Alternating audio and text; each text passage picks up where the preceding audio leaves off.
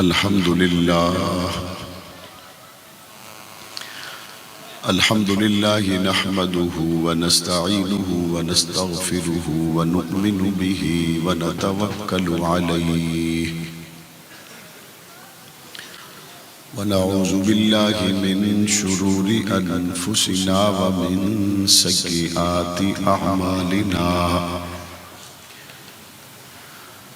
من يهده الله فلا مضل له ومن يضلله فلا هادي له ونشهد أن لا إله إلا الله وحده لا شريك له ونشهد أن سيدنا ومولانا محمدا عبده ورسوله أما بعد فأعوذ بالله من الشيطان الرجيم بسم الله الرحمن الرحيم اليوم أكملت لكم دينكم وأتممت عليكم نعمتي ورضيت لكم الإسلام دينا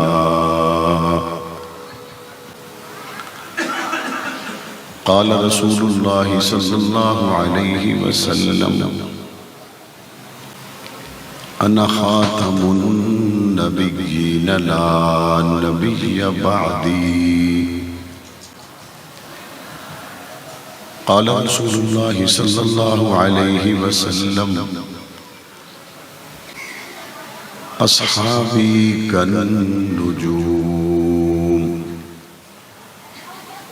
بأيهم اقتديتم اهتديتم أو كما قال عليه الصلاة والسلام صدق الله العظيم وصدق رسوله النبي الكريم ونحن على ذلك لمن الشاهدين والشاكرين والحمد لله رب العالمين.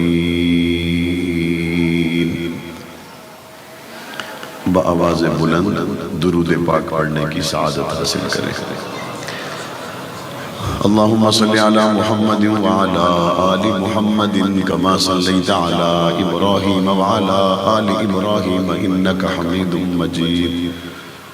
اللهم بارك على محمد وعلى آل محمد كما باركت على إبراهيم وعلى آل إبراهيم إنك حميد مجيد. سامعین محترم، بزرگان دین، نوجوانان اہل سنت، ذی قدر حضرات علماء اکرام، سالانہ آپ کے علاقہ میں ہونے والی اس کانفرنس میں ایک مرتبہ پھر احباب کی پرخلوص دعوت پر حاضری کا موقع ملا ہے. اللہ تعالیٰ آج کی اس تقریب کو دربار عالیہ میں شرف قبولیت عطا فرمائے. ماہ ربیع الاول میں بطور خاص پاکستان بھر میں حضور نبی کریم صلی اللہ علیہ وآلہ وسلم کی سیرت طیبہ کے عنوان پر محافل، پروگرامات، تقریبات کا کثرت سے انعقاد کیا جاتا ہے.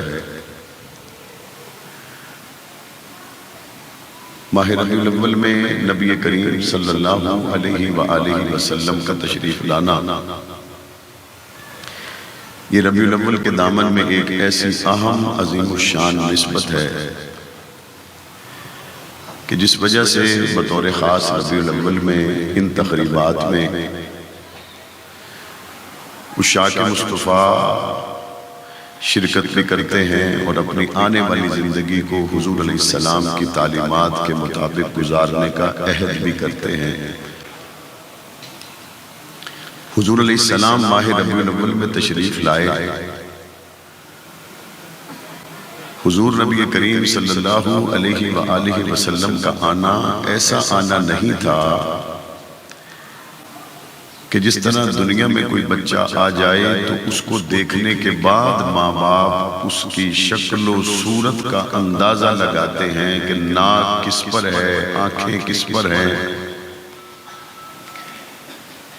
مناسب شکل و صورت،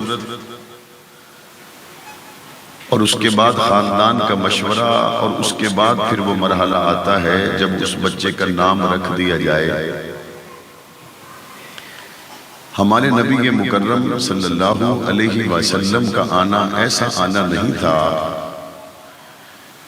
کہ جس طرح دنیا میں بچہ آئے تو اس کے والدین بھی اس کو پہلی مرتبہ اسی دن دیکھتے ہیں جس دن وہ دنیا میں آتا ہے۔ ہمارے نبی کے آنے سے پہلے ہی ہمارے نبی کے تذکرے موجود تھے۔ دنیا میں بچہ پیدا ہوتا ہے تو اس کے بال بنے ہوئے نہیں ہوتے۔ ہمارے نبی تشریف لائے تو آقا کے بال پہلے سے بنے ہوئے تھے۔ دنیا میں بچہ آئے تو اس کی آنکھوں میں کبھی سرما لگا ہوا نہیں ہوتا۔ ہمارے نبی دنیا میں تشریف لائے تو آنکھوں میں سرما لگا ہوا تھا۔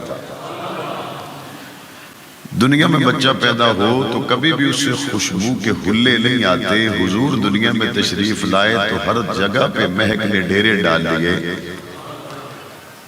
حضور علیہ السلام کا آنا اور حضرت آمنہ کا حضور علیہ السلام کو دیکھنا، خاندان کے لوگوں کا دیکھنا، اور حضور علیہ السلام کے لیے یہ نام تجویز کیا جانا، یہ ساری باتیں اسی وقت طے ہونا شروع نہیں ہوئی، بلکہ حضور نبی کریم صلی اللہ علیہ وآلہ وسلم کا اگر تعارف پوچھنا ہو تو ایک تعارف جو دور نہیں قریب میں ہے، اور وہ قریب بھی کتنا قریب ہے، وہ قریب بھی حضرت آدم علیہ السلام ہے کہ جب دنیا سے جانے لگے تو اپنے بیٹے کو وصیت کی اور کیا کہا کہ بیٹا میں دنیا سے جا رہا ہوں، دو چیزوں کو کبھی خود سے جدا نہیں ہونے دینا، نمبر 1 تقوی کو نہ چھوڑنا، نمبر 2 محمد کے نام کو نہ چھوڑنا۔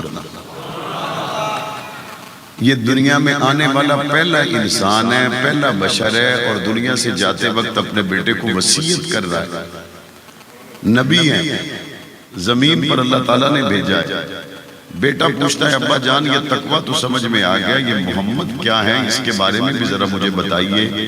تو حضرت آدم نے جواب دیا بیٹا تجھے پتہ نہیں، لیکن جس زمانے میں تیرا باپ آدم جنت میں رہتا تھا، میں نے جنت میں کوئی پتا ڈالی درخت پودا ایسا نہیں دیکھا، کوئی پھول کلی ایسی نہیں دیکھی جس پہ محمد کا نام نہ لکھا ہو۔ میں نے جنت میں کوئی محل ایسا نہیں دیکھا جس کی پیشانی پہ محمد کا نام نہ لکھا ہو۔ جنت میں فرشتوں کے پروں پر بھی میں نے محمد کریم کا نام لکھا دیکھا ہے۔ حضرت آدم علیہ السلام کی زبان پر میرے نبی کا تذکرہ موجود ہے، آدم علیہ السلام کی اولادوں کی زبانوں پر میرے نبی کا تذکرہ موجود ہے، حضرت نوح علیہ السلام کی زبان پر میرے نبی کا تذکرہ موجود ہے۔ یہ تو بات ہے حضرت آدم علیہ السلام کی۔ ابھی تورات، انجیل، زبور کی بات کریں تو وہ بعد کی باتیں ہیں، لیکن حضرت آدم علیہ السلام سے بھی پہلے میرے نبی کا ایک تذکرہ موجود ہے، اور اس کی آیت قرآن مجید کی آیت جو اس پر دلالت کرتی ہے وہ کون سی ہے؟ قرآن مجید کہتا ہے لَتُؤْمِنُنَّ بِهِ وَلَتَنْصُرُنَّهُ، کہ عالم ارواح میں اللہ نے تمام انبیاء کی روحوں کو جمع کیا، اور جمع کرنے کے بعد اللہ تعالیٰ ان نبیوں کی روحوں سے، عام لوگوں کی روحوں کی بات نہیں ہو رہی، انبیاء کی روحوں سے اللہ تعالیٰ ایک وعدہ لیتے ہیں، اور وہ وعدہ کیا ہے؟ تمام انبیاء کی روحوں سے عالم ارواح میں اللہ یہ وعدہ لیتا ہے یہ میرا آخری نبی ہے، اس کی نبوت پہ ایمان لاؤ، یہ میرا آخری نبی ہے، اس کی نبوت اور رسالت کا اقرار کرو، اور اگر تمہاری زندگی میں آ جائے تو اس کی مدد اور نصرت کا وعدہ کرو، اور اگر تمہاری زندگی میں نہ آئے تو اس کی مدد اور نصرت کا طریقہ یہ ہوگا کہ ہر نبی اپنے وقت پر دنیا میں جائے گا، اپنی نبوت کی طرف لوگوں کو بلائے گا، اور حضور کے آنے کے اس وقت کے لوگوں کو اطلاع دے گا کہ میں آیا ہوں لیکن میں آخری نبی نہیں ہوں، میرے بعد اور بھی آئیں گے اور بھی آئیں گے، اور ایک آخری نبی آئیں گے. اسی لیے آپ دیکھتے ہیں کہ آپ اس وقت آسمانی کتابوں کو اٹھا کے دیکھ لیجئے، ہزار طرح کی رد و بدل ہو جانے کے باوجود آخری نبی محمد کریم کا تذکرہ موجود ہے. جہاں تک کہ آپ گیتا اور گرو گرنتھ جیسی کتابیں اٹھا لیں تو وہاں بھی ہمارے نبی کریم صلی اللہ علیہ وسلم کا تذکرہ موجود ہے. پاک پیغمبر کے آنے سے پہلے ابھی کائنات کا آغاز نہیں ہوا، اللہ تعالیٰ نے حضور علیہ السلام کی روح کو تمام انبیاء کی روحوں سے یہ قول و قرار لے لیا. ہمارے نبی محترم صلی اللہ علیہ وآلہ وسلم کی جو نبوت ہے وہ حقیقی ہے. اور قرآن مجید نے ہمارے نبی کو جب تشبیہ دی تو قرآن مجید نے کبھی یاسین کہا، کبھی طٰہٰ کہا، کبھی قرآن نے واللیل کہا، کبھی قرآن نے والضحیٰ کہا، کبھی قرآن نے مدثر کہا، کبھی قرآن نے مزمل کہا. لیکن ایک موقع پر قرآن مجید نے حضور علیہ السلام کو سورج کے ساتھ تشبیہ دیتے ہوئے سراج منیرہ کہا. میں یہاں سراج کا سورج کے ساتھ تشبیہ دینے کا قرآن مجید کا جو ایک عنوان ہے اس کو لے کر آگے گفتگو کو بڑھانا چاہتا ہوں. اللہ تعالیٰ نے تمام نبیوں کی روحوں کو اکٹھا کیا اور ہماری نبی کی نبوت اور رسالت کا اقرار کر لینے کے بعد تمام نبیوں کو نبوت اور رسالت کا تاج پہنا دیا. اور یہاں قرآن مجید حضور علیہ السلام کو سراج منیرہ کہتا ہے، سورج کے ساتھ تشبیہ دیتا ہے. تو یہ بات آپ جانتے ہیں، آسمان پر چمکنے والے ستاروں کی روشنی ذاتی نہیں ہوتی بلکہ ان کو سورج روشنی دے کے جاتا ہے. آسمان پر نظر آنے والے چاند کی روشنی ذاتی نہیں ہوتی بلکہ سورج اس کو روشنی دے کے جاتا ہے. پاک پیغمبر کو قرآن سورج کے ساتھ تشبیہ دیتا ہے. میرے نبی کی نبوت حقیقی ہے، آدم کی نبوت طفیلی ہے. میرے نبی کی نبوت حقیقی ہے، عیسیٰ و موسیٰ، ہارون و یحییٰ کی نبوت طفیلی ہے. پاک پیغمبر کی نبوت حقیقی ہے. 1,24,000 انبیاء کی نبوت طفیلی ہے. اور پاک پیغمبر صلی اللہ علیہ وآلہ وسلم کو اللہ تعالیٰ نے آخری نبی بنا کر بھیجا. آپ یہ علماء سے سنتے ہیں، بار بار سنتے ہیں، لیکن یہاں میں گفتگو کو تھوڑا سا مختلف انداز میں آپ کے سامنے رکھنا چاہتا ہوں. آپ نے عام طور پر یہ سنا کہ حضور آخر میں آئے، حضور آخر میں آئے، حضور آخر میں آئے. لیکن میں کہتا ہوں حضور آخر میں نہیں آئے، حضور درمیان میں آئے. حضور درمیان میں آئے. کیسے درمیان میں آئے؟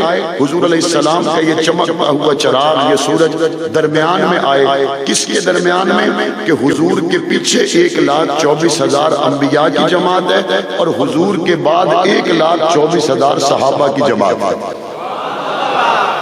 حضور آخر میں آئے انبیاء کے اعتبار سے، لیکن حضور درمیان میں آئے دو جماعتوں کے اعتبار سے. اور حضور علیہ السلام کا یہ نور اگر پہلوں پہ چلا جائے تو 1,24,000 انبیاء نبوت کے ستارے بنتے ہیں. اور حضور کا یہ نور بعد والوں پر جائے تو 1,24,000 صحابہ ہدایت کے مینارے بن جاتے ہیں. حضور درمیان میں ہیں. حضور سے پہلے والوں کو عزت اور عظمت ملی، وجہ آقا دو جہاں ہیں. حضور کے بعد والوں کو عزت اور عظمت ملی، وجہ آقا دو جہاں ہیں. حضور علیہ السلام سے پہلے جو لوگ ہیں وہ بھی اپنی مرضی سے اس منصب تک نہیں پہنچے، وہ بھی اللہ تعالیٰ کی خاص عطا سے اس منصب کے حقدار بنے. اور حضور علیہ السلام کے بعد جو لوگ ہیں یہ بھی نسبت مصطفیٰ کی وجہ سے اپنی مرضی اور کوشش سے اس منصب کو حاصل نہیں کر سکے، بلکہ یہ بھی اللہ کی عطا کی وجہ سے اور نسبت مصطفیٰ کی وجہ سے بنے ہیں. اگر ان دونوں جماعتوں پر، اور آج کل مشہور ایک شعر کو میں ان دونوں جماعتوں کے بارے میں پڑھوں تو بے جا نہیں ہوگا. وہ عام طور پر لوگ شعر پڑھتے ہیں نا کہ خدا سے مانگ کر لائے تھے زندگی کے 4 دن، 2 انتظار میں گزر گئے اور 2 دیدار میں گزر گئے. اب یہ جو 2 انتظار والے ہیں یہ کن کے ہیں اور جو 2 دیدار والے ہیں یہ کن کے ہیں؟ تو میں اس طرح سے اس شعر کو مناسب جگہ پر لگانے کی کوشش کیا کرتا ہوں کہ حضور سے پہلے آنے والے 1,24,000 انبیاء ان کے دن حضور کے انتظار میں گزر گئے اور حضور کے بعد آنے والے 1,24,000 صحابہ کے 2 دن حضور کے دیدار میں گزر گئے. انہوں نے حضور کا انتظار کیا، ہر نبی نے انتظار کیا اور اپنے امتیوں کو بتایا ایک آخری نبی آئے گا، آنے والا آئے گا، اور اس کی نبوت اور رسالت کا ڈنکا قیامت کی صبح تک بجتا رہے گا. اور یہ سارے انتظار کرتے کرتے کرتے دنیا سے چلے گئے اور پاک پیغمبر کے صحابہ نے انتظار نہیں کیا. پاک پیغمبر کے صحابہ نے دیدار کیا اور اللہ تعالیٰ نے حضور علیہ السلام سے پہلے جو انبیاء کی جماعت کو بھیجا اس کی تعداد کم و بیش 1,24,000 ہے. اور حضور کے بعد جن کو نسبت مصطفیٰ کی وجہ سے عزت ملی ان صحابہ کی تعداد 1,24,000 ہے. حضور سے پہلے انبیاء کی جماعت میں سارے عرفہ و اعلیٰ، لیکن رسول اللہ نے 313 بنا کر بھیجے. حضور کی 1,24,000 جماعت میں سارے عرفہ و اعلیٰ بلند و بالا، لیکن بدر میں 313 اترے. پاک پیغمبر سے پہلے آنے والی انبیاء کی جماعت میں رسول 313، لیکن 10 وہ ہیں جن کو باقی انبیاء سے اللہ نے ممتاز کر دیا. اور پاک پیغمبر کی 313 کی اس جماعت میں 1,24,000 کی جماعت میں 10 صحابہ وہ ہیں جن کو پاک پیغمبر نے دنیا میں جنتی ہونے کا تاج پہنا دیا. اور پاک پیغمبر سے پہلے آسمانی کتابوں کے حامل تمام انبیاء سے نمایاں 4 نبی اور رسول ہیں. ایک کو دنیا حضرت موسیٰ کے نام سے جانتی ہے، ایک کو دنیا حضرت عیسیٰ کے نام سے جانتی ہے، ایک کو دنیا حضرت داؤد کے نام سے جانتی ہے. اور تمام انبیاء میں اللہ نے جو سب سے نمایاں مقام عطا کیا وہ محمد کریم صلی اللہ علیہ وآلہ وسلم صاحب قرآن نبی کو دنیا جانتی ہے. اور پاک پیغمبر کے بعد اللہ نے حضور کی وجہ سے 1,24,000 میں سے 313 کو اور 313 میں سے 10 کو اور ان 10 میں سے جن 4 کو اللہ نے نمایاں مقام اور مرتبہ عطا کیا، ایک کو دنیا ابو بکر صدیق کے نام سے جانتی ہے، ایک کو دنیا عمر فاروق کے نام سے جانتی ہے، ایک کو دنیا عثمان کے نام سے جانتی ہے، ایک کو دنیا علی کے نام سے جانتی ہے. اور تمام انبیاء کی تاج اللہ تعالیٰ نے سرداری کا تاج مصطفیٰ کے سر پہ رکھا اور تمام صحابہ کی سرداری کا تاج اللہ نے ابو بکر صدیق کے سر پہ رکھا. یہاں پاکستان کا صدر وزیر اعظم کسی ملک میں چلا جائے اور آگے سے صدر وصول کرنے کے لیے نہ آئے تو لوگ کہتے ہیں پروٹوکول کا لحاظ نہیں رکھا گیا. انبیاء کے سردار آئے تو ان کو وصول کرنے والے، ویلکم کرنے والے کا نام ابو بکر صدیق ہے. میں ان دونوں ہستیوں کا یوں تذکرہ کروں تو بے جانا ہوگا. حضور تمام نبیوں میں اعلیٰ ہیں اور ابو بکر تمام امتیوں میں اعلیٰ ہے. حضور سے بڑا نبیوں میں نبی کوئی نہیں اور ابو بکر صدیق سے بڑا تمام انبیاء کی امتوں میں اور امتی کوئی نہیں. اور پاک پیغمبر آئے اول تصدیق کرنے والے، اول کلمہ پڑھنے والے کو ابو بکر صدیق کہتے ہیں. پاک پیغمبر آئے اور حضور علیہ السلام کو مخاطب کیا ابو بکر صدیق نے اور کلمہ پڑھ لیا. بہت سے لوگ حضور علیہ السلام کے مخالف ہیں، لیکن اسی ماہ ربیع الاول میں ولادت بھی ہوئی، اعلان نبوت بھی ہوا. جب ولادت ہوئی ابو بکر موجود نہیں تھے، ابو لہب موجود ہے. حضور علیہ السلام نے 40 سال کے بعد اعلان نبوت کیا. اب ابو بکر بھی موجود ہے، ابو لہب بھی موجود ہے. یہاں ابو بکر آگے چلا گیا، ابو لہب پیچھے رہ گیا. وجہ کیا بنی؟ 40 سال کے بعد جب پاک پیغمبر نے اعلان نبوت کیا، ابو لہب پیدا ہونے پر خوشی کا اظہار کرنے کے باوجود اعلان رسالت کے وقت مخالفت کرتا ہے. قرآن تبت یدا ابی لہب تب کہتا ہے اور اعلان نبوت کے وقت ابو بکر موجود ہے، ولادت کے وقت موجود کوئی نہیں. لیکن اعلان نبوت پر لبیک ابو بکر صدیق کہتا ہے. قرآن ابو بکر صدیق کی صحابیت کا گواہ بن جاتا ہے. حضور نبی کریم صلی اللہ علیہ وآلہ وسلم کی وجہ سے اللہ نے مقام دیا، مرتبہ دیا. یہ بات صرف صحابہ کی نہیں ہو رہی بلکہ کل کائنات کی رنگینیوں کی اگر وجہ ہے تو آقا دو جہاں حضور کے صحابہ، حضور کا کلمہ پڑھنے والے، حضور کو دیکھنے والے، حضور کے اہل بیت، حضور سے محبت کرنے والے. مشکلوں میں حضور کا ساتھ دینے والے۔ اگر سورہ احزاب پڑھیں تو یہ اس وقت کی آیات ہیں جب حضور نبی کریم صلی اللہ علیہ وسلم نے انصار اور مہاجرین کو بھائی بھائی بنا دیا۔ انصار اور مہاجرین کو بھائی بھائی بنایا اس لیے تاکہ یہاں انصار پر تھوڑا وزن مہاجرین کا تقسیم کر دیا جائے، اور اس مواخات کے خوبصورت عمل کے ذریعے مسلم سوسائٹی آگے بڑھے۔ چنانچہ اس خوبصورت نمونہ میں انصار نے بڑی فراخ دلی سے حضور کے صحابہ کو سینے سے لگایا۔ چلتے چلتے ایک وقت آیا جب یہودیوں کے بڑے بڑے قلعے فتح ہوئے، مسلمانوں کے پاس مال غنیمت آیا، سارے مسلمان آسانیوں میں آ گئے، انصار سے ان کا بوجھ اتر گیا، مشکلات کم ہونے لگی۔ جب عام مہاجر کے گھر میں بھی آسانی سے چولہا جلنے لگا، جب آسانی کا ماحول اتنا پیدا ہوا کہ غربت کے وہ مشکل ترین حالات سے حضور کے صحابہ نکلنے لگے، اس وقت امہات المومنین نے حضور سے درخواست کر دی۔ ماڑی کے لوگوں درخواست کیا کی؟ درخواست یہ کی کہ ہمارے بھی گھر میں ذرا کھانے پینے میں اضافہ ہو جائے، ہمارے بھی گھر میں ذرا چولہا آسانی سے جلے، ہمارے گھر میں بھی ذرا تھوڑا سا آسانی کا ماحول پیدا ہو جائے۔ پاک پیغمبر نے اس وقت ناراضگی کی اور 1 مہینہ تک حضور علیہ السلام گھر میں تشریف نہیں لائے۔ 1 مہینے کے بعد حضرت ابو بکر و عمر کو یہ خیال ہوا شاید حضور علیہ السلام نے اپنے اہل بیت یعنی ازواج مطہرات سے منہ موڑ لیا ہے، چھوڑنے کا فیصلہ کر لیا ہے۔ حضور کے پاس گئے، حضور علیہ السلام نے سارا واقعہ بتایا۔ اسی دوران قرآن مجید کی آیت کریمہ نازل ہوئی اور سورہ احزاب کی یہ آیت کریمہ پاک پیغمبر نے ایک ایک حجرے میں ایک ایک اپنے گھر میں جا کے پڑھ کے سنائی، اور ان ازواج مطہرات کو قرآن مجید نے مخاطب کر کے کیا کہا؟ اگر تم دنیا کی آسانی چاہتی ہو تو محمد کریم تمہیں آسانی کے ساتھ مناسب مال کے ساتھ رخصت کریں گے، اور اگر تم مشکل کے ساتھ مصطفیٰ کا ساتھ دو اللہ دنیا میں بھی دوہرا اجر دے گا، اللہ آخرت میں بھی دوہرا اجر دے گا۔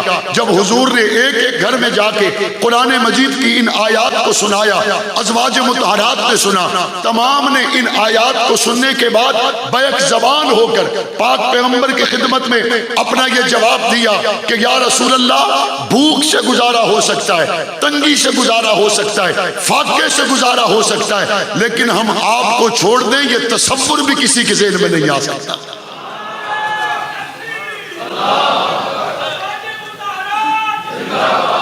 آپ اندازہ کریں جب عام مہاجر کے گھر میں بھی چولہا جلنے لگا، اس وقت بھی محمد کریم نے اپنے گھر میں آسانی لانا مناسب نہیں سمجھا۔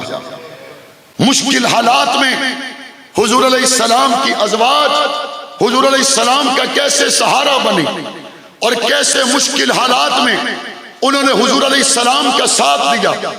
دوہرا اجر دنیا میں اور دوہرا اجر آخرت میں انہوں نے کمانا اپنے لیے بہتر سمجھا۔ دنیا کی آسانیوں کو لمحہ بھر کے لیے بھی نظر بھر کے نہیں دیکھا۔ پاک پیغمبر کی ازواج نے پاک پیغمبر صلی اللہ علیہ وسلم کا ساتھ ایسا بھی دیا کہ حضور نے ایک ایک حجرے میں ایک صحابی کو بھیجا کہ جاؤ پتہ کر کے آؤ گھر میں کچھ کھانے کو ہے یا نہیں ہے۔ 9 کے 9 حجروں سے صحابی رسول جب پہنچا حضور کے پاس تو آ کے بتاتا ہے کہ ہر حجرے سے ایک ہی آواز آئی ہے کہ گھر میں سوائے پینے کے پانی کی اور کچھ بھی نہیں۔ اور یہ بات بھی میں ساتھ اسی مناسبت سے عرض کرتا چلوں، اہل بیت کا اول مصداق حضور کی ازواج ہے، اور اس کا حوالہ بھی قرآن مجید سے دوں گا۔ حضرت ابراہیم علیہ السلام کے پاس فرشتے آئے جب حضرت ابراہیم کی عمر 100 سال سے زیادہ اور حضرت سارہ کی عمر 90 سال سے زیادہ۔ ان فرشتوں نے آ کے حضرت ابراہیم سے کیا کہا؟ کہا ہم آپ کو بیٹے کی خوشخبری دینے کے لیے آئے۔ حضرت ابراہیم علیہ السلام نے ان کی بات کو سنا، پاس کھڑی ہوئی حضرت سارہ نے بھی سن لیا۔ حضرت سارہ نے تعجب سے سر میں ہاتھ مارا اور کیا کہنے لگی؟ کہنے لگی میری عمر 90 سال سے زیادہ ہے میں اس عمر میں بچے کو جنم دوں گی اور یہ میرے گھر والے کی عمر 100 سال سے زیادہ ہے، اس عمر میں اس کو اللہ بیٹا دے گا۔ لیکن رب کی باتیں تو پھر رب کی باتیں ہوتی ہیں۔ فرشتوں نے پتہ کیا کہا؟ فرشتوں نے کہا آپ کو تو اس بیٹے پہ تعجب ہو رہا ہے، اللہ آپ کو اسحاق دے گا، اور اسحاق کو اللہ جو بیٹا دے گا اس کا نام یعقوب ہوگا۔ اے اللہ نہیں گلن، ابھی ایک بیٹا نہیں آیا کہ آگے اس کے بیٹے کا نام بھی اللہ تعالیٰ حضرت ابراہیم علیہ السلام کو بتا رہا ہے۔ اور حضرت سارہ نے جو اس وقت تعجب کا اظہار کیا، چونکہ حضرت ہاجرہ اور حضرت اسماعیل تو مکہ میں رہتے تھے، وہ تو حضرت ابراہیم کے ساتھ نہیں تھے، حضرت سارہ ساتھ ہیں، حضرت ابراہیم ساتھ ہیں، اور ان کے ساتھ یہاں پہ بیٹی کوئی نہیں، اور یہاں پہ ان کے ساتھ بیٹا کوئی نہیں۔ جب حضرت سارہ نے تعجب کا اظہار کیا تو جواب میں فرشتوں نے کیا کہا؟ قالوا اتعجبین من امر اللہ رحمت اللہ وبرکاتہ علیکم اہل البیت۔ یہاں جو حضرت سارہ نے تعجب کا اظہار کیا، فرشتوں نے یہاں جو اہل البیت کہا، یہاں اہل البیت سے مراد کون ہے؟ بیوی یا بیٹی؟ یہاں اہل البیت سے مراد کون ہے؟ بیوی یا بیٹا؟ بیوی مراد ہے۔ اور ویسے بھی آج میں نے 3 جگہ پر آپ کے قریب نکاح کی تقاریب میں گیا اور وہاں میں نے نکاح پڑھائے۔ جب تک کسی نوجوان کا نکاح نہیں ہوتا اس وقت تک تو اس کو کوئی پوچھے نہ کہ کارالے ٹھیک ہو، اجے تک تو اتھے پہنچے ہی نہیں ہیں۔ کوارے یہی کہتے الے تک تو میں اتھے پہنچے ہی نہیں ہیں۔ اچھا جب اب شادی ہو گئی تو کل اس کو پوچھے گھر والوں کا کیا حال ہے، تو اس وقت پھر وہ تھوڑا شرما کے بتاتا ہے ٹھیک ہے، چونکہ ابھی نیا بتانا شروع کیا ہے تو زبان اس کو بتانے کی عادی نہیں ہوئی۔ چند دنوں کے بعد پھر عادی ہو جاتی ہے تو بتانا شروع کرتا ہاں گھر والے ٹھیک ہیں، اور اس کے بعد پھر مسلسل ہر آدمی جب بھی پوچھتا ہے وہ بتاتا رہتا ہے۔ تو یہ جن کے آج میں نکاح پڑھا کے آیا ہوں ان کو کل آپ پوچھیں کارا لینا کے آلے، یہ خیریت بیٹوں کی بتائیں گے، بیٹیوں کی بتائیں گے، یا خیریت بیوی کی بتائیں گے؟ پنجابی میں پوچھو کرے آلے نہ کے حال ہے تو مراد، اردو میں پوچھے گھر والوں کا کیا حال ہے تو مراد، اور عربی میں پوچھے اہل بیت کا کیا حال ہے تو مراد نواسے۔ ایسے ہی ہے نا، ایسے ہی اردو میں پوچھے تو مراد بیوی ہے، پنجابی میں پوچھے تو مراد بیوی ہے، اور جب عربی میں پوچھیں گے تو بھی مراد بیوی ہے۔ اور میں نے قرآن مجید سے حوالہ دیا، اہل البیت یہاں قرآن مجید حضرت سارہ کو، حضرت ابراہیم کی بیوی کو مخاطب کر کے اہل البیت کہتا ہے۔ پاک پیغمبر کی اول اہل بیت کا لقب پانے والی حضرت خدیجۃ الکبریٰ ہیں، پاک پیغمبر کے اول اہل بیت حضرت سودا ہیں، پاک پیغمبر کے اہل بیت حضرت عائشہ ہیں، حضرت حفصہ ہیں، حضرت زینب ہیں، حضرت میمونہ ہیں، حضرت جویریہ ہیں، حضرت ماریہ ہیں۔ پاک پیغمبر کی اول اہل بیت حضور کی تمام ازواج مطہرات ہیں، اور جب اللہ اولاد دے دے تو اہل بیت میں وہ بھی شامل ہو جاتے ہیں۔ ہو جاتے ہیں یا نہیں ہو جاتے؟ اور کبھی کبھی ایسا بھی ہوتا ہے آپ کے سسر بھی اہل بیت میں ہوتے یا نہیں ہوتے؟ سسر آ جائے تو بیٹھک میں بٹھاتے ہو یا گھر میں؟ داماد آ جائے بیٹھک میں بٹھاتے ہو یا گھر میں؟ تو حضرت ابو بکر صدیق عائشہ صدیقہ کے والد حضور کے اہل بیت میں اگر اس نسبت سے شامل کیا جائے تو سسر بھی باہر کا فرد نہیں ہوتا بلکہ گھر کا سربراہ ہوتا ہے۔ حضرت عمر فاروق حضرت حفصہ رضی اللہ تعالیٰ عنہا کے والد اور حضور کے سسر ہیں، اس نسبت سے دیکھا جائے تو سسر باہر کا فرد نہیں گھر کا سربراہ ہوتا ہے۔ اور حضور کے دوہرے داماد حضرت عثمان حضرت علی المرتضیٰ اگر ان کو اس نسبت سے دیکھا جائے یہ بھی گھر سے باہر کے نہیں، یہ بھی گھر کے لوگ ہیں۔ پاک پیغمبر کے جب اصحاب کی بات آتی ہے اس وقت اہل بیت بیچ میں شامل ہوتے ہیں ازواج مطہرات کا اللہ تعالیٰ نے قرآن مجید میں مقام اور مرتبہ اس کے علاوہ بیان کیا، لیکن یہاں قرآن مجید کی ایک اور آیت کریمہ کا سہارا لے کر یہ بھی عرض کرتا چلوں، خونی رشتہ ہو لیکن کلمے سے خالی ہو، قرآن مجید صرف رشتے کی وجہ سے اس سے رعایت کرتا۔ حضرت نوح علیہ السلام اللہ کے نبی ہیں، 950 سال تبلیغ کی، اور 950 سال کے بعد اللہ نے حکم دیا ہاں بھائی نوح بیڑا تیار کر، تجھے اور تیرے گھر والوں کو ہم یہاں سے نکالیں گے اور اہل ایمان کو نکالیں گے۔ 950 سال کی محنت میں مسلمان ہونے والے لوگوں کی تعداد 80 سے زیادہ نہیں تھی۔ یہاں پہ لوگ بڑی جلدی مایوس ہو جاتے ہیں، او جی میں 3 سال 5 سال لگاتار کام کیتا، بندے نال شامل نہیں ہونے پہ۔ اچھا تو اب پتا چلا آپ تو بندوں کے لیے کر رہے تھے۔ او جی میں نے 10 سال کام کیا، لوگ نہیں جڑ رہے۔ آپ اخلاص سے کریں اور مناسب حکمت عملی کے ساتھ کریں، لوگ ساتھ جڑ جائیں تو بھی کامیابی ہے، نہ جڑیں تو بھی کامیابی ہے، چونکہ پہلا قدم بھی اللہ کے لیے اور آخری قدم بھی اللہ کے لیے۔ اللہ کروڑوں رحمت نازل فرمائے حضرت قاضی مظہر حسین رحمت اللہ علیہ کی قبر پر، جنہوں نے اس سرزمین پر محنت کی۔ ہم سمجھتے ہیں کہ حضرت قاضی صاحب رحمت اللہ علیہ نے محنت تو اس سرزمین پر کی، لیکن ان کی محنت کی برکت سے اللہ تعالیٰ نے جو حالات پیدا کیے، میں کہتا ہوں آج عراق میں پیدا ہونے والے حالات، آج ایران میں پیدا ہونے والے حالات، آج دنیا بھر میں اہل و سنت میں پیدا ہونے والی بیداری، یہ بیداری ان لوگوں کی وجہ بعد میں ہے، قاضی مظہر حسین جیسے لوگوں کی محنت پہلے ہے۔ یہ وہاں پر پیدا ہونے والی بیداری، وہ لوگ وجہ بعد میں بنے، حق نواز کی قربانی پہلے ہے۔ یہ مختلف جگہ پر دی جانے والی قربانی، وہ لوگ وجہ بعد میں بنے۔ عبدالستار توسوی کی قربانی اور روتی ہوئی دعائیں پہلے ہیں، جو ان لوگوں کا بنا ہوا ماحول بعد میں ہے۔ یوسف لدھیانوی کی قربانی پہلے ہے، علامہ اعظم طارق کا دیا گیا خون پہلے ہے۔ جب بھی دنیا میں کسی بھی جگہ پر ہوائیں چلتی ہیں، کہیں نہ کہیں اس کے پیچھے رونے والی دعائیں ہوتی ہیں۔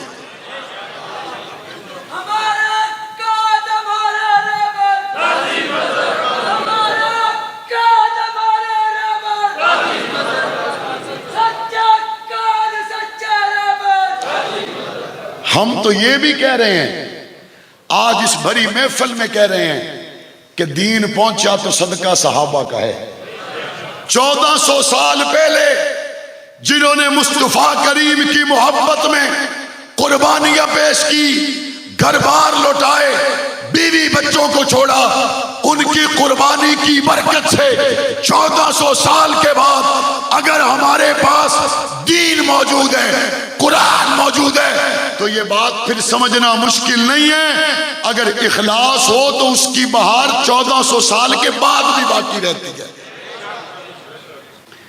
اگر 1400 سال پہلے وہ قربانیاں دینے والے لوگوں کی برکت سے آج ہم مسلمان ہیں، تو دنیا میں بعد میں پیدا ہونے والے فتنوں کے مقابل قاضی مظہر حسین کی آواز اور اخلاص کی برکت ہے یا نہیں ہے؟ دنیا میں بعد میں پیدا ہونے والے فتنوں کے مقابل عبدالستار توسوی، علامہ یوسف لدھیانوی، مفتی نظام الدین شامزئی، علامہ حق نواز، علامہ اسحار القاسمی اور اعظم طارق کی قربانیاں بھی اللہ تعالیٰ نے ایسی بے مثال قبول کی ہیں کہ قیامت کی صبح تک جب بھی روافض کے مقابل مسلمان بیدار ہوں گے، یہ صدقہ ہوگا تو انہی علماء کرام کا ہوگا۔ عرض یہ کر رہا ہوں کہ حضرت نوح علیہ السلام نے 950 سال محنت کی، اللہ کے لیے کی یا نہیں کی؟ ہم بھی اللہ کے لیے کرتے ہیں اور اللہ کے لیے ہی کرتے رہیں گے انشاءاللہ۔ ذاتی مقصد کوئی نہیں ہے۔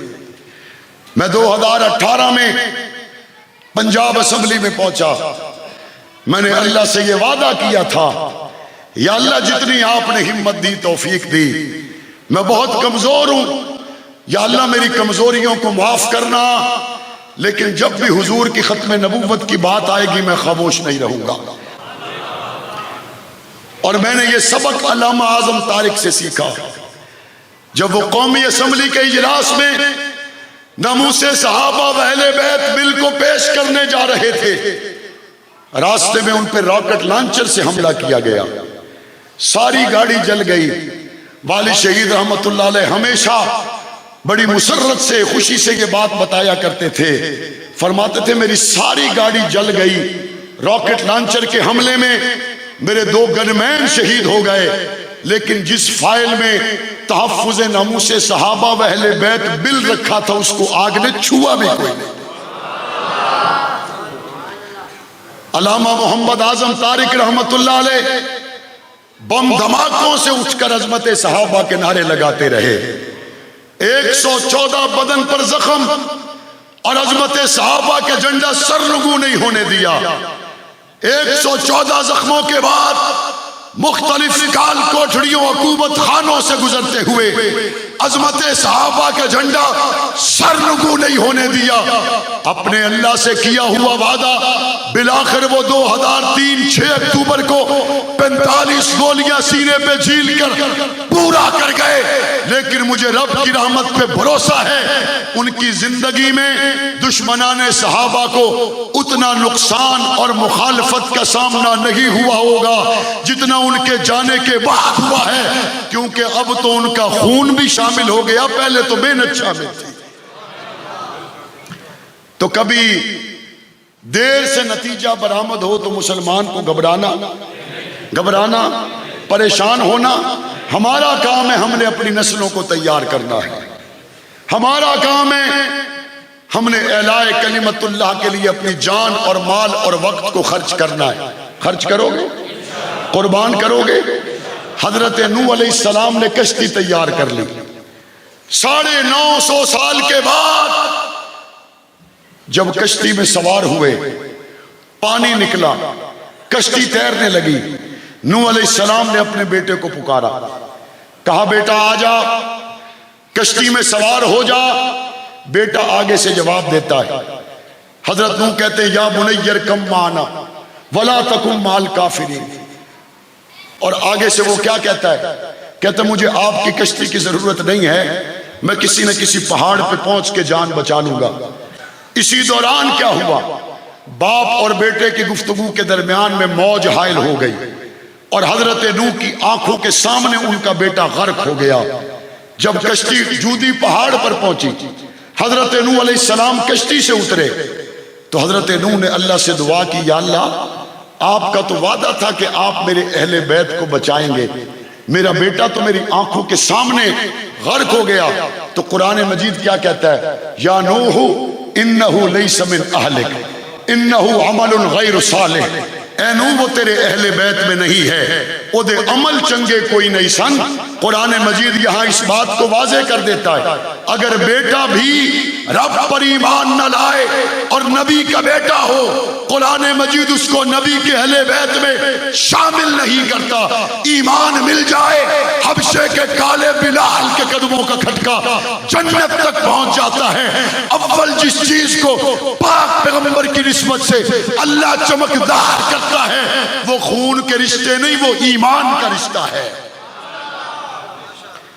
ایمان کا رشتہ اللہ تعالیٰ نے پاک پیغمبر کی اولادوں کو دیا، نواسوں کو دیا، سسر کو دیا، دامادوں کو دیا۔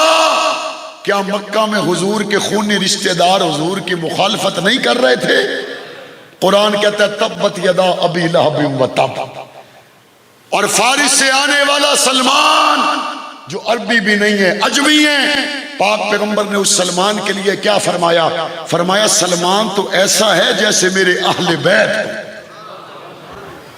حضور کی غلامی مل جائے، فارس سے آنے والے کو بھی اہل بیت کا ٹائٹل مل جاتا ہے، اور اگر نبی کی غلامی سے خالی ہو، قرآن سگے چچا کو بھی جہنم کا حقدار ٹھہراتا ہے۔ تو بات ثابت ہو گئی اول جس چیز کو سب سے پہلے اللہ اور اس کے رسول نے تقاضا کیا وہ غلامی مصطفیٰ ہے۔ حضرت حمزہ حضور کے پاس پہنچے۔ کب پہنچے؟ جب لوگوں نے بتایا حمزہ تیرے بھتیجے محمد کو ابو جہل نے مارا ہے، ابھی کلمہ نہیں پڑا تھا۔ کعبہ کے صحن میں پہنچے، لوگوں سے پوچھا بتاؤ ابو جہل کدھر ہے؟ بتایا وہاں ہے۔ اپنی تلوار کی دستی ابو جہل کے منہ پہ ماری، کہا تو نے میرے بھتیجے کو مارا ہے؟ ابو جہل نے مناسب سمجھا کہ یہاں سے نکلنے میں خیر ہے، حضور علیہ السلام کو حضرت حمزہ تلاش کرنے لگے۔ حضور علیہ السلام کعبے کے صحن میں سر سجدے میں رکھے ہوئے، حمزہ قریب پہنچ کر کہتے ہیں بھتیجے سر اٹھا، میں تیرا بدلہ لے کے آیا۔ حضور نے سر نہیں اٹھایا، پھر کہتے ہیں بھتیجے سر اٹھا، میں تیرا بدلہ لے کے آیا ہوں۔ پاک پیغمبر نے سر اٹھایا تو حضور کی آنکھوں میں آنسو تھے۔ فرمایا حمزہ تیرا بدلہ لینے سے مجھے خوشی تو نہیں ہوئی؟ حضرت حمزہ نے جواب دیا بھرے مکے میں کعبے کے صحن میں ابو جہل کو مار کے آیا ہوں، ابھی بھی تیرا دل خوش نہیں ہوا؟ پاک پیغمبر نے جواب دیا حمزہ میرا دل تو اس وقت خوش ہوگا جب تو بھی اسی رب کو مان جس کو میں مانتا ہوں، میرا دل تو اس وقت خوش ہوگا جب تو محمد عربی کا کلمہ پڑھ لے۔ حضرت حمزہ نے اسی وقت کلمہ پڑھا۔ پاک پیغمبر نے جواب دیا حمزہ اب تو نے میرے دل کو خوش کر دیا، ابو جہل کا دیا گیا زخم پاک پیغمبر کے ابھی تازہ ہے، اور حمزہ نے کلمہ پڑھ لیا، اور پاک پیغمبر نے کعبے کے غلاف کو پکڑ کے اسی دن جو دعا مانگی وہ کیا تھی؟ یا اللہ اسلام کی عزت کے لیے عمر ابن خطاب دے دے یا عمر ابن حشام دے دے، یا رسول اللہ ابھی تو آپ کو ابو جہل نے مارا ہے، ابھی تو آپ کا زخم تازہ ہے، ابھی تو اس نے آپ کو لو لہان کیا ہے، اس کے باوجود آپ کعبے کا غلاف پکڑ کے دعا کرتے ہیں۔ مصطفیٰ کریم نے بتا دیا نبیوں کا ذاتی جھگڑا ہوتا ہی کوئی نہیں ہے۔ میں قسم کھا کے کہتا ہوں ہمارا ساجد نقوی سے ذاتی جھگڑا کوئی نہیں، ہمارا کسی سے ذاتی جھگڑا کوئی نہیں۔